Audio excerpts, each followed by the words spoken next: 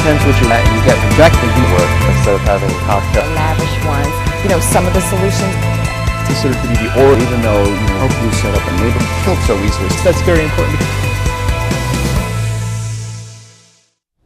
Retirement. It isn't something to start thinking about in your 50s or 60s. You need to do it right now and plan decades earlier. Here to share some insight on that is financial advisor Ken Mahoney, who's penned a new book called A New Way to Look at Retirement, Your GPS for Retirement. Does that mean got to prepare soon? Got to prepare soon. Exactly. You know, plug in that little GPS of yours exactly. And get you there. Exactly. Let's talk about what do you do in each of these decades? You're in your 20s, your 30s, your 40s, your 50s. Each one requires a different Absolutely. scenario. You know, the 20s and 30s to me is almost like a wasted couple decades as far as planning for retirement. Because quite frankly, you know, we're in that mode of going out with friends and so forth. Yeah, it's the best time to put money away. Mm-hmm. This is before having kids or before having a mortgage. So you're 25 years old, you may be living at home. What a great time to stock away money. To me, it's really a wasted opportunity because and we don't think about it. We don't think about it. Now we're in our 40s and 50s, raising a family. Okay, all the expenses about raising a family. Having a mortgage, it gets a little bit difficult then. Mm-hmm. And then it gets easier thereafter because then you're in the higher income years at that point. You may have received an inheritance, and by then hopefully your college payments have gone through, they graduated and so forth, and the mortgage hopefully is diminished. So we have a couple of sweet spots when we try to put money away for retirement. Those earlier years, and then again those later years. So 20s and 30s perhaps when you're starting to really generate some good income. Yeah, and a little bit at a time. You know what's so funny for most people to say, what's the difference putting 2% a year in? I mean, that's not going to make a difference. Mm.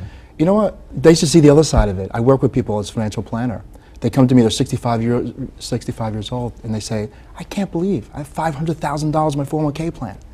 A little bit at a time, 2 and 3%, each month going in, compounding over time, and they have this huge lump sum.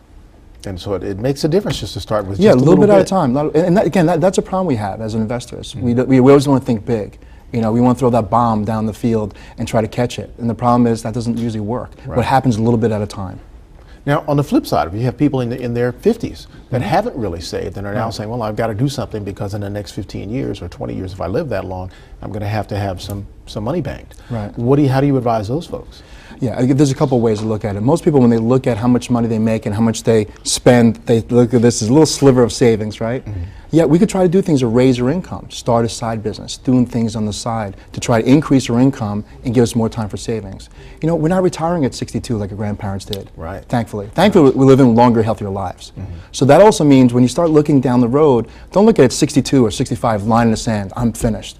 If we love what we do, we can do it into our 70s and 80s. Heck, I have a client, 89 years old.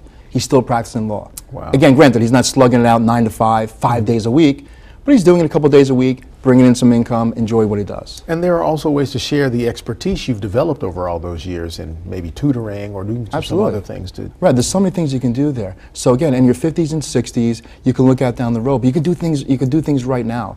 And the way to look at it right now, try to do things that create some more income for yourself. Mm-hmm. Now, when you talk about investing that money, are we talking? I mean, are there strategies for younger people versus older people? Are you urging, well, let's take a very low-key approach to it? Yeah, we can learn a lot from this Sunday's Super Bowl, believe it or not, when it comes to investing. Okay, the teams that made it here were the teams that didn't get penalized a lot. They're disciplined, they had a great strategy. Investors can do the same. Remember the Joe Montana days? Mm-hmm. Okay, they surgically marched down the field, disciplined, a little bit at a time. A dump off to Jerry Rice, a hand off to Roger Craig. Okay, investors always want to come at the 20-yard line, throw that bomb into a penny stock or something, hit it big, and what happens? They usually drop the pass, right? Mm-hmm. Or intercept the run back for 6 points. Okay, so think about the Joe Montana days of surgically going down the field. A mutual fund, some annuities, some bonds, a little bit at a time, and compound that over time. Can really give you a great retirement. Versus if you're on the older end, you've got to take a more aggressive approach. No, again, you're on the older end.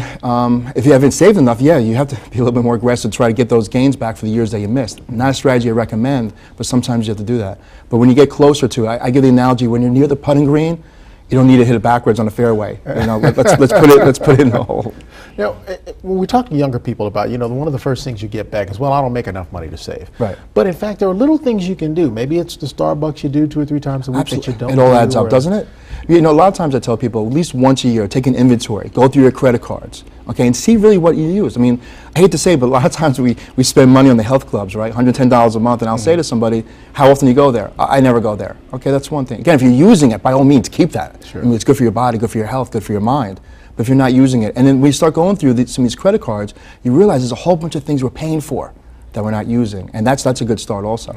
Does that also start with the type of interest rates you're paying? Yeah, definitely. I mean, there's a lot of people who have 7, 8, 9% credit card, and yet they have a whole bunch of money in the bank, and the banks are paying 0.2, 0.5%. Doesn't make sense. Pay down those credit card debts when you can. Okay, so a lot of good advice. It's in the book, A GPS for Your Retirement, a new way to look at retirement. And it has their Peace of Mind Boulevard. Well, Brian, we hope to bring you the Peace of Mind Boulevard one of these days. All right. Well, thanks so much for sharing with us. We'll look to have some more discussions again soon. Great. Thank you, Brian.